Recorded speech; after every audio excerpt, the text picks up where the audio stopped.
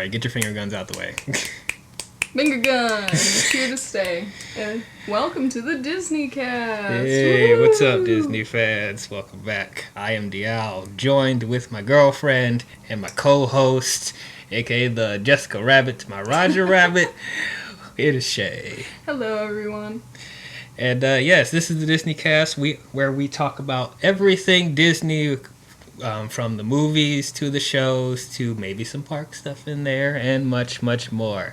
But I know some of you guys are confused. This is a DISNEYCAST, but this is not fully a Disney movie. Why are we talking about Who Framed Roger Rabbit? Well, many reasons. Well, there's some Disney characters in there. Right. Technically, it was... You saw Mickey and...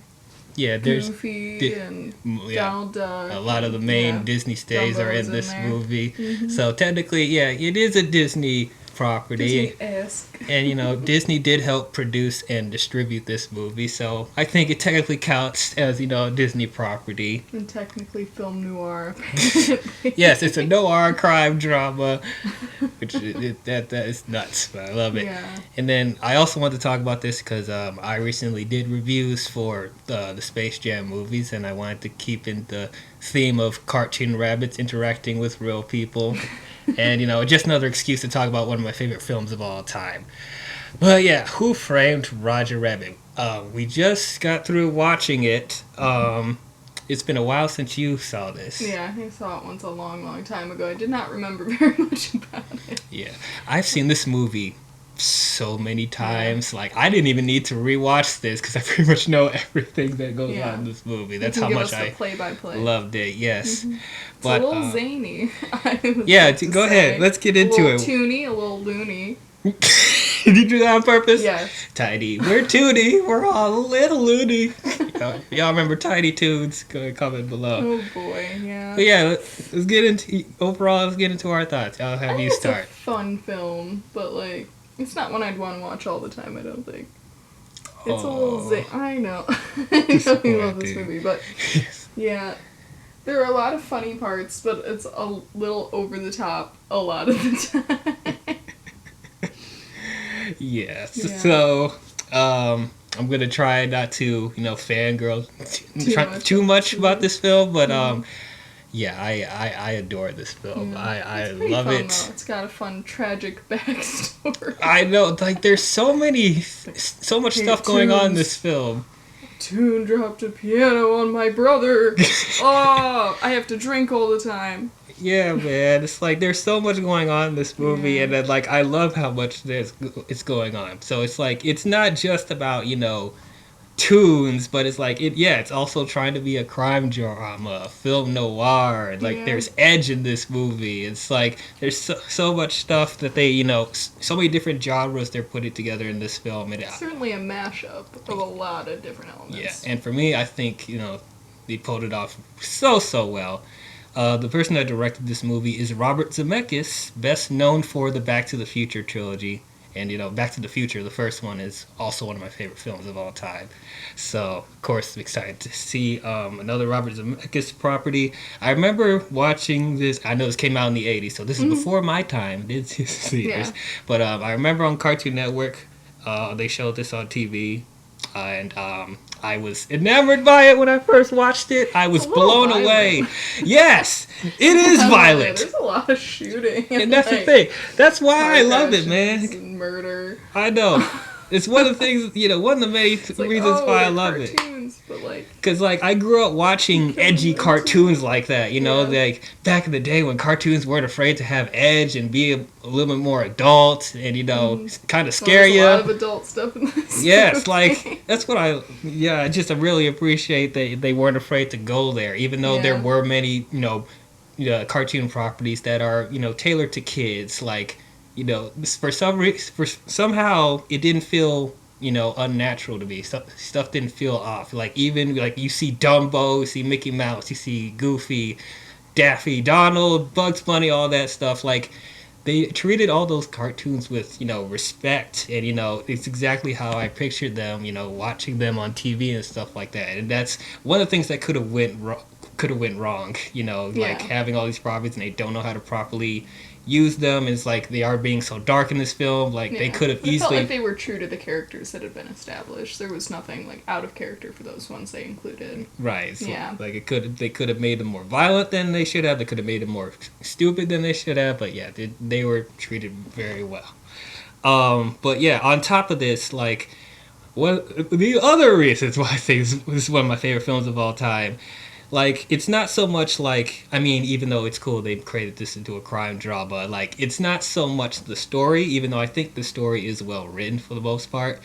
I think this is the biggest technical achievements in film, in my opinion. Just like the way that they're able to, you know, take these tunes and interact in the real world, there's some stuff that's like groundbreaking in this movie. Just like they took the extra mile to like have the tunes make it seem like they're interacting with environments, like they're pushing over and with tables and touching people and stuff like that. It's just like you don't see that even crashing through windows and it's a perfect print of them.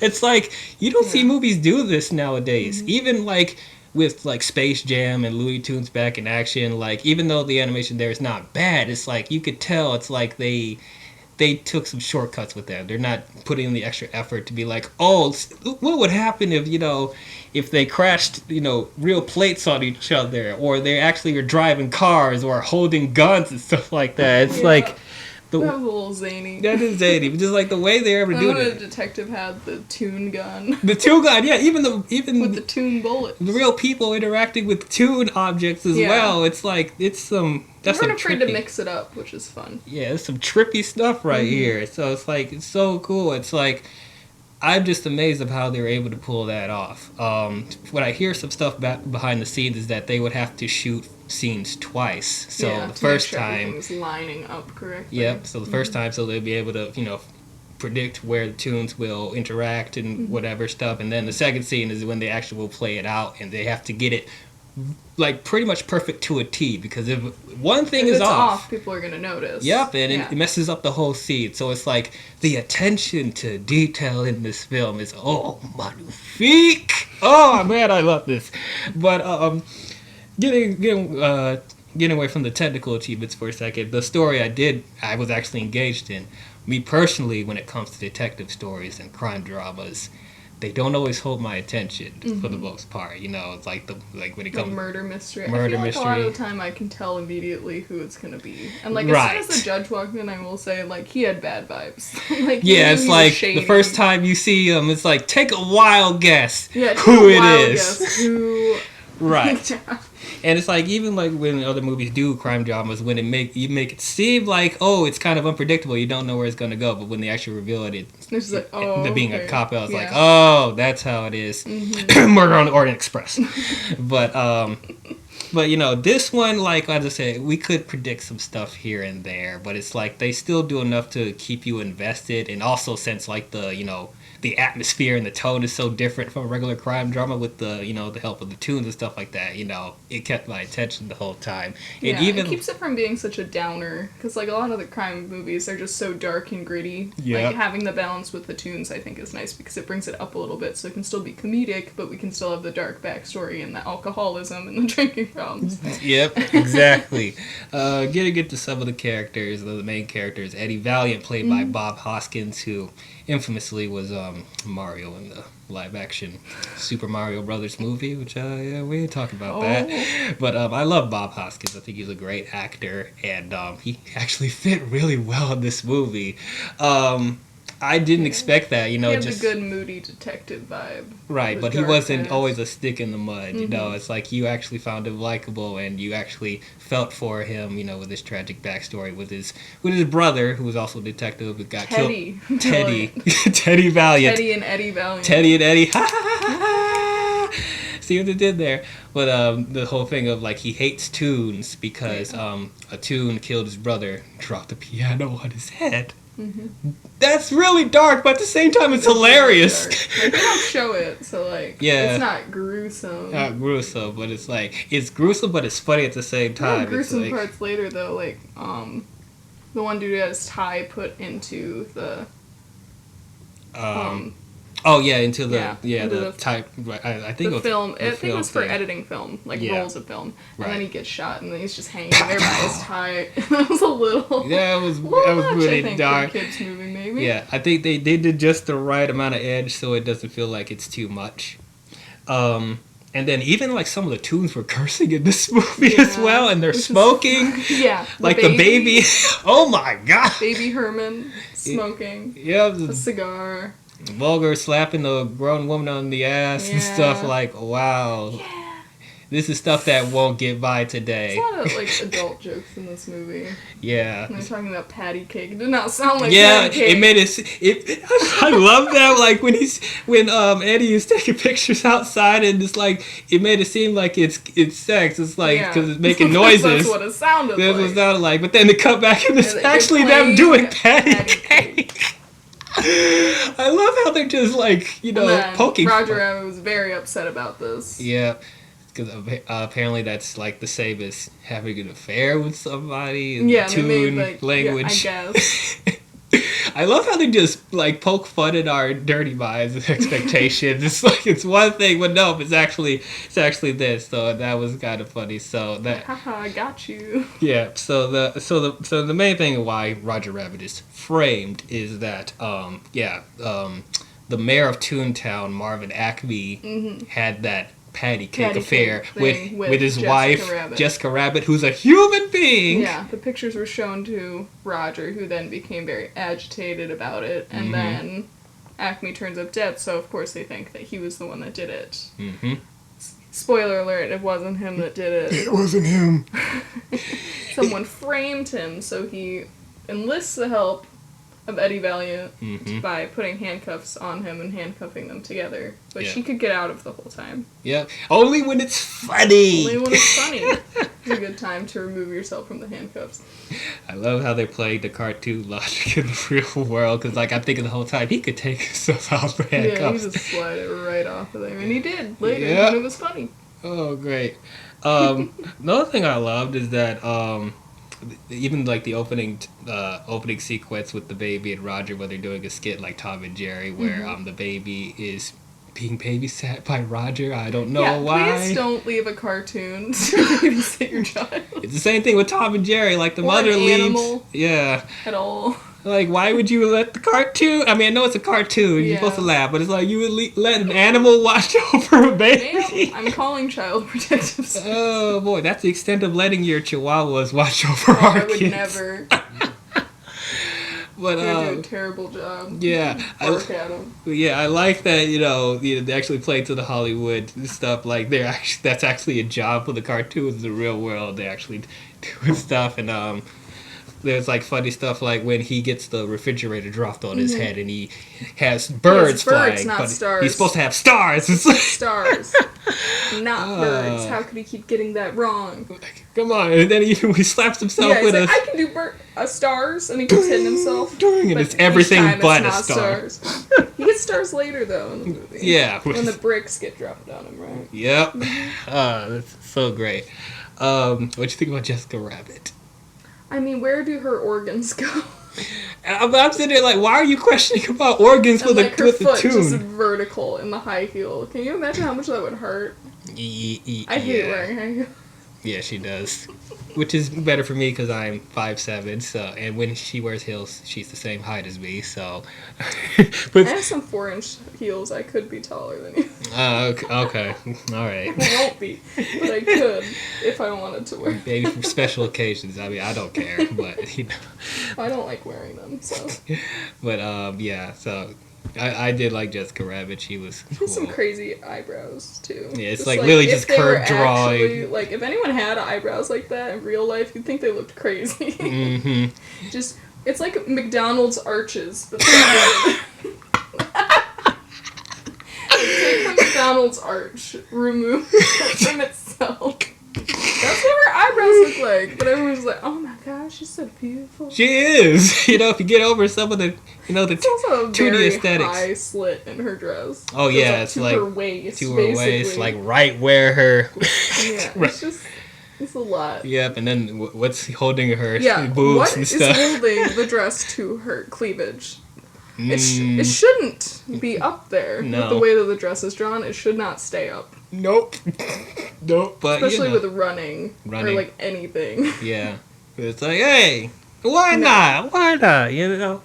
Again, with playing the expectations of our dirty minds, it's like a lot of people be wondering why is this beautiful cartoon woman married to a cartoon zany rabbit, and it's like it's not anything like physical. It's like because he makes her laugh.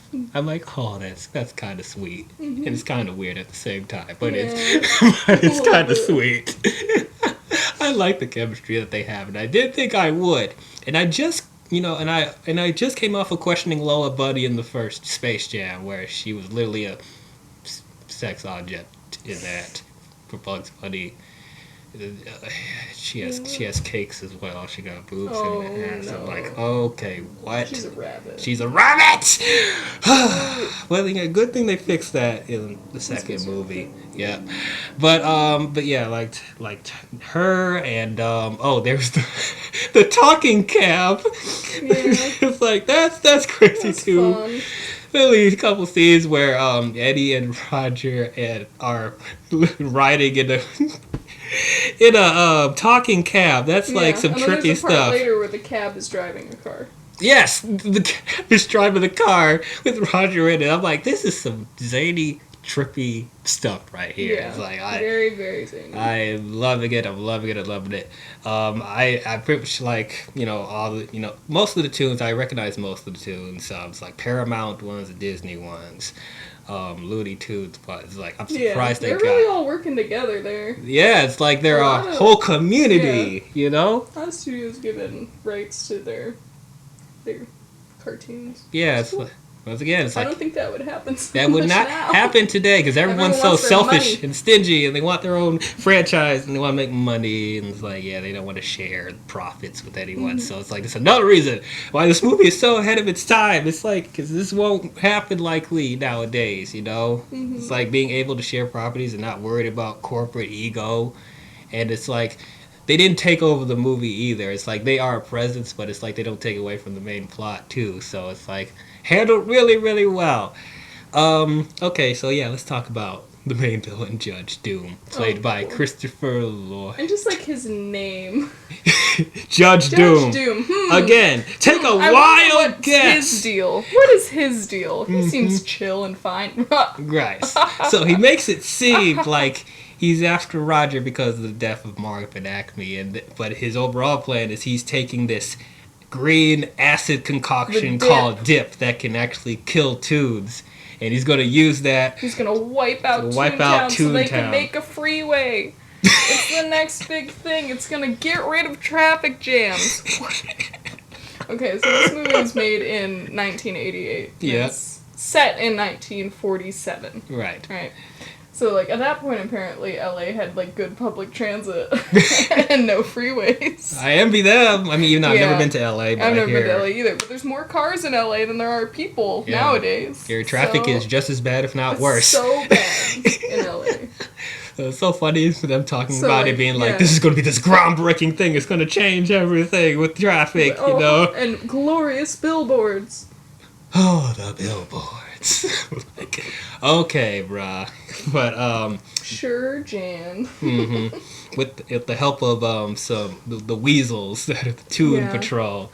I thought that was a nice touch with the weasels. Because I recognized them in, I think they were either in Disney or Warner Brothers properties. I think it's a mixture of both because I think I remember seeing weasels in both properties. But I like that they had the weasels in there. And then there's this whole thing of like, if they laugh too hard, then they die. That didn't happen to like any other tunes throughout the movie. Is it just the weasels?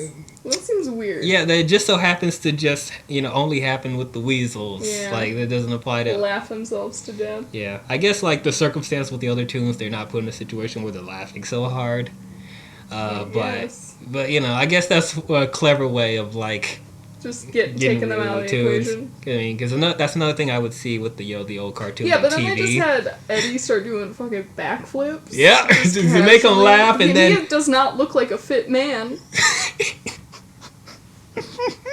And he's doing backflips like a gymnastic man who doesn't do anything. He's just gonna start doing backflips. I wonder if that actually was Bob Hoskins or that was a stunt double. It was probably a stunt double. I don't know. It looks convincing to me, kind of. I don't think it looks. I don't know.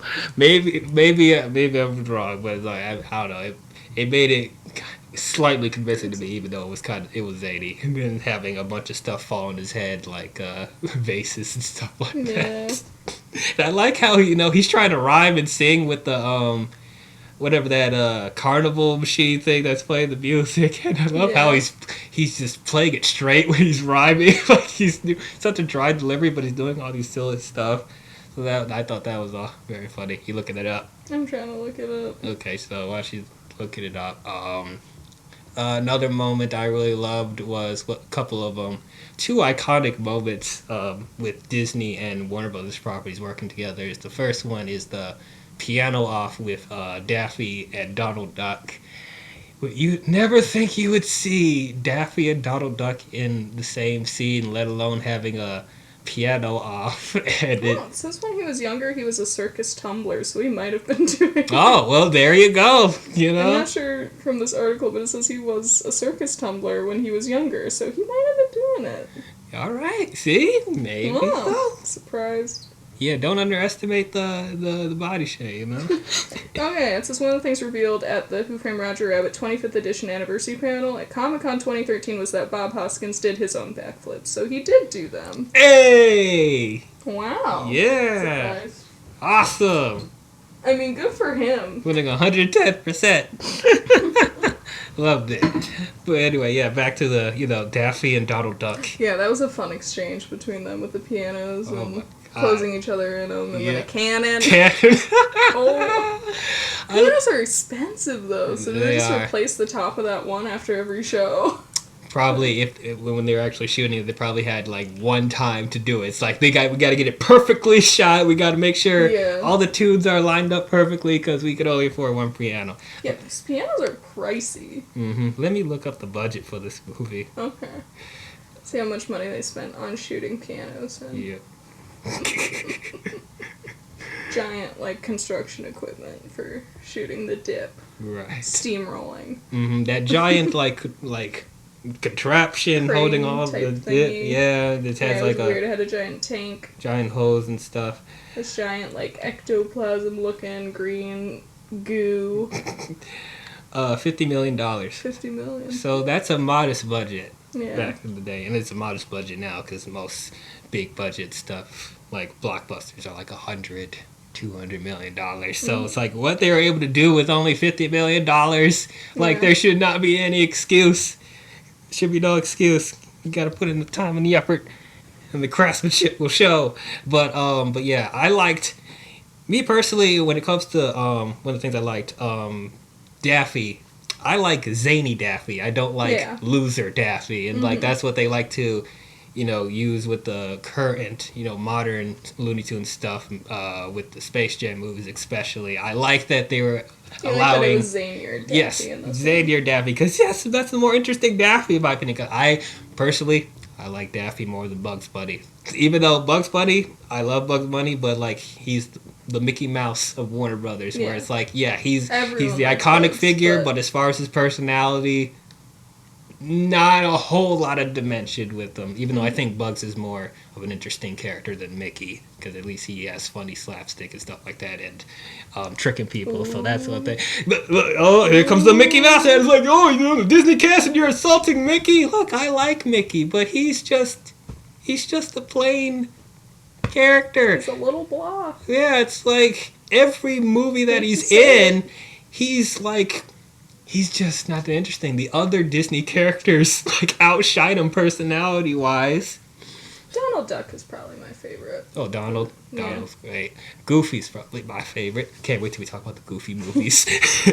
Okay, but then we have to talk about the Goofy Pluto situation. Why is Pluto just a regular dog and Goofy's a talking dog who can walk around? Yeah, that's kind of strange. It's like, Mickey, your pet's a dog and your friend's a dog. How does that work?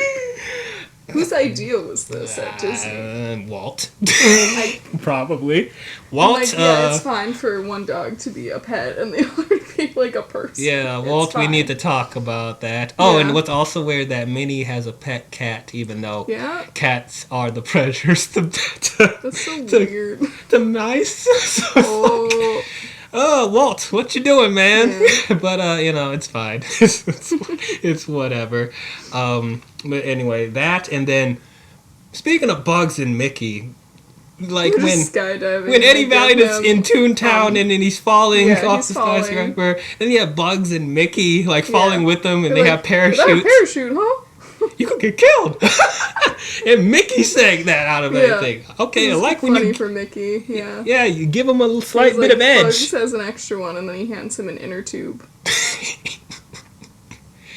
Oh. I will say, like, it did catch me off guard that Mickey was just like kind of nonchalant with him possibly falling to his death. And he put in the kind of joke, is like, you can get killed. It's like, I'm surprised Mickey would say that, but at the same time, I like it. Yeah. It's like... It subverts your expectations a little bit for Mickey. Right. So. But you don't feel like it's completely out of character. Bugs, I expect that he does antics like that all the time. But it's like... Those pure Bugs. Yeah, but like, that's such an iconic moment. You don't see that anywhere else. I think that's the first and only time you see Mickey and Bugs together in a movie, in a scene, and they're interacting. Mm-hmm. It's like, oh, it's magic. No pun intended. Magic. It's great. Love it. As far as Toontown itself, probably the most trippiest thing I've ever seen. Yeah, so Toontown to me means the game that Disney used to have. I used to love there's that PC game. Yeah, Toontown. And then they got rid of it, and so people recoded it from scratch and did Toontown Rewritten, and Disney kept trying to get it taken down. It was like, no, you can't use our properties like that. And then they did Toontown Corporate Crash, or Corporate Clash is what it was called. We would call it Corporate Crash because it would crash all the time while you were playing it. But yeah, I was super into Toontown. My sister still plays it occasionally. Mm-hmm. I had a monkey, and her name was Princess Sally Wacky Noodle. So, it's the kind of name. That is a toon name. Yeah. In Toontown, you're fighting against evil robots called the Cogs who want to destroy fun. You throw pies at them and hit them with seltzer. Yeah, because squirt gun. That'll stop robots. Like a bike horn. With sound gag. Yeah. I remember seeing those commercials all the time as a kid, and it's like, my parents won't get it. I don't even think I asked for it, honestly, because I was so annoyed by it. I'll show it to you sometime. I can still get into my account. Sweet. It's fun. I like it. Mm-hmm. So, with going back to Judge Doom, because we were meant to talk about it, but then we got off on a tangent. Obviously evil. Obviously. Right. So that's probably the one thing I was like, okay, I kind of see that coming. It was very obvious. But what you don't see coming is that Judge Doom is a toon, and he's the toon that killed Eddie's brother, and he killed Marvin Acme. Yeah. Like, that was, again, that's and the other guy. Arcane Maroon. Yeah. Yeah. Dude, I did not expect that to happen when I first watched it. I'm like, for him being a toon, it's like, again, that's some trippy stuff right there. Yeah, and then he's a toon that wants to wipe out all the other toons. All the toons? It's like, what? Reverse racism. But that's crazy. And then it's like when he gets run over by the steamroller, and then he pops up flat, and then he uses like Flat Stanley. Right, and then he uses a helium thing to inflate. And then his eyeballs come out of his sockets. Fake eyes. Fake eyes. Well, you can see he has the red eyes that Eddie remembers from his brother's killer. And that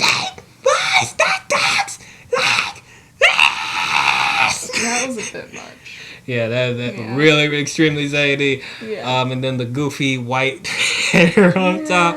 It was weird. Yeah. It was weird as a toon. Really weird. And he takes off his gloves, and then he actually has toon weapons and stuff. I'm like, that's some... He's got saw hands. Circular saw hands. He's going for Eddie. He's like, oh, that's crazy. And then Eddie hits the dip machine, and he gets doused in dip, and he melts. And he actually goes, I'm melting. Yeah. And the Wicked Witch. Like the Wizard of Oz. I'm like, oh, of course he'll do that. Good what a world! And so, and then another thing that you called with the will that, you with know. the disappearing, reappearing ink. Yep, that Marvin Acme establishes in the beginning of the movie when he uses it on Eddie Valiant in the glove and stuff like that. It's like, oh, that's good foreshadowing. And then, yeah, that comes back. That's it's on the letter that Roger writes for, a love letter that Roger writes to Jessica. And then, yeah, the appearing ink shows the will to Toontown. And so... And Toontown goes to the Toons. Yeah! They say that in a Harry Potter musical. They stick that into Dumbledore's will. Toontown. They actually did that? Goes to the Toons. Yeah, it's like Hogwarts goes to Harry Potter, something, something, something. And Toontown goes to the Toons. Oh, I gotta finish watching a Harry Potter I love musical. Harry Potter musical. It's so good. Yeah, we From U of M. U of M. Woo, U of M. Oh, you're gonna anger some state fans. I mean, I'm a state fan too. I just like when things come from Michigan. That's true. We are Michiganders. We like when stuff comes from Michigan. Yeah. We got some good stuff from Michigan. Like yeah. A Harry Potter musical and Star Kid. Possibly, I might consider talking about it when we talk about the Wizarding World stuff, maybe. But I mean, yeah, like Darren Criss is in it. There's like some. He's Harry Potter. Yeah. Hey. Yeah, man. I like the other little details that they have with the Toon rules and stuff like that. When they're hiding at the bar. We didn't talk about Eddie Valiant's. Dolores, yes, love interest. Yeah, the bartender. She was pretty good. Okay, that's the one. Like a kind of back and forth thing. And yeah. Yeah, they seemed like they'd been off for a while. But yeah, I did like the chemistry between the two, and she was very helpful with the helping Eddie and Roger with the investigation and stuff like that. And then every time they were about to kiss, they get interrupted. I'm like, let them kiss already. Roger, like staring at them with goo goo heart eyes or something. Don't mind me. I'm just gonna stare at you. And they're like, well, I have to go now. Oh boy. I like the gag when Roger drinks alcohol, whiskey, is that she like explodes in different colors and everything. Sonic scream or whatever. Yeah, breaks all the glasses in the bar. Yeah, that was funny. And then also when Judge Doom was in the bar and Roger and Eddie are hiding, and like they drew that knock thing, shave and a haircut, and then the Toons can't resist finishing that, and then Roger's struggling to do it. It's like, oh, that was funny too. Just like love the little details like that. As someone who's a fan of the Toons and like I remember these kind of rules and funny antics in the old stuff I watch on TV. Just love it. You can tell Robert Zemeckis is a huge fan of Toons. Yeah. It's a love letter to all those different Toons. I just really, really love this movie. Anything else to mention? There was a funny bit where he jumped on the back of a train car, and then some kids gave him some cigarettes. He's like, thanks for the cigarettes. Kids. Oh yeah, the kids smoking and stuff. Yeah. Oh my god. That definitely won't fly today. You would not let kids don't smoke. Let kids smoke. No. Yeah. I'm trying to remember. Do they smoke in West Side Story? Because I know Steven Spielberg's about to do his version at the end of the year. Probably won't be in the movie, but probably not. We'll see. Is very frowned upon now, but yeah. That's another thing. This movie's such ahead of its time. Like they're not afraid to be edgy. They're not afraid to do this stuff that that's so politically correct today. Part of me hates how politically correct we're getting, but yeah, such ahead of its time. This movie is just fantastic. Animation is great. The interactions with the Toons in the real world is awesome. The characters are really interesting. The story, I think, is well written. It's just one of the best films ever made, in my opinion. And yeah, whenever I do one of my favorite films of all time, when I make a list of that, best believe it's going to be on this list. So, Who Framed Roger Rabbit? I have to give perfection. Okay. I got to. It is. I can't think of anything like really bad or like stuff that I'd be like, oh, that could have been better. It's like I just enjoyed mostly everything in this movie. Like I don't have big gripes. I think it's just okay. I'm sorry. Oh, that hurt. Just okay. I knew you weren't gonna like it. Oh, okay. I think it was an enjoyable film, but it's not gonna go on my list of like top 10s or anything. It's not up there for me. Glad I saw it, but like, don't want to watch it all the time. Sorry, honey. Okay, that's fine. Well, that's our thoughts on Who Framed Roger Rabbit. What did you guys think about it? Did you guys? Still reeling a little bit. Man. Hurt you. Yeah. I'm sorry. What did you guys think about it? Did you guys love it? Did you guys hate it? Did you guys think it was okay? If you guys thought it was, if you guys hated it, please be gentle with me. But yeah, comment your thoughts. Yeah. So glad you guys. It hurt. Just okay. I'm okay. I'm fine. It's fine. It's fine. No, I'm not expecting everyone to love it just as I do. But just for me, it just holds a special place in my heart. But yeah. If you guys enjoyed this, don't forget to leave a thumbs up and subscribe to the channel. We're going to have more Disney stuff. Don't worry, we're going to finish the 101 Dalmatians movies, and we're going to talk about Jungle Cruise that's going to come out next weekend, or this weekend coming. This coming weekend. Yep, so we'll be talking about that and plenty more Disney stuff to come. But that's all we have for you Disney fans, and we'll see you guys in the next one. Thanks for watching. Yep, talk to you guys later. Bye-bye.